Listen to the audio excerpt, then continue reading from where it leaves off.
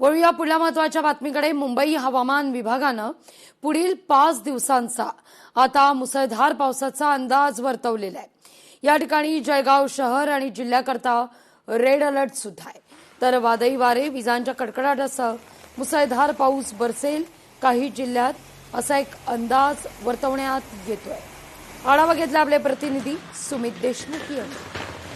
जळगाव जिल्ह्यामध्ये अनेक दिवसांपासून पावसाने या ठिकाणी पाठ फिरवली होती। मात्र आज सकाळपासूनच जळगाव जिल्ह्यात पावसाने हजेरी लावल्याने सर्वसामान्य नागरिकांसह तर शेतकऱ्यांपासून कुठेतरी आनंदाचं आणि दिलासाचं वातावरण असल्याचं या पाहायला आपल्याला मिळत आहे। मात्र आज सकाळपासूनच पावसाने हजेरी लावलेली आहे। हवामान खात्याच्या वतीने रेड अलर्ट देखील जळगाव जिल्ह्यात हे जाहीर केलेलं आहे।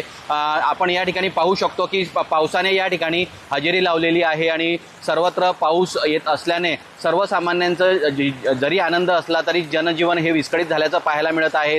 मात्र शेतीला हवा असलेला पाऊस हा आता मिळत असल्याने शेतकऱ्यांना देखील दिलासा मिळालेला आहे। गुरंढोरं आपल्या नदीकाठी चरायला घेऊन जाऊ नका, त्यानंतर गुराढोरांना गोठ्यातच बांधा आणि कुठेही अशी काही दुर्घटना घडत असेल तर प्रशासनाला फोनद्वारे कळवा, असे देखील आव्हान जे जिल्हाधिकारी आहेत रोहन घुगे यांनी या ठिकाणी केलेला असून जळगाव जिल्ह्यात सकाळपासून पावसाने जोर पकडला असून वारं वादळासह पुढील 48 ते 24 तासामध्ये मोठ्या प्रमाणात पाऊस येणार असल्याचं हवामान खात्याने या ठिकाणी वर्तविलेलं आहे।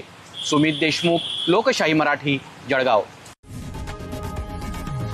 लोकशाही मराठी ऐका, पहा, जागरूक रहा।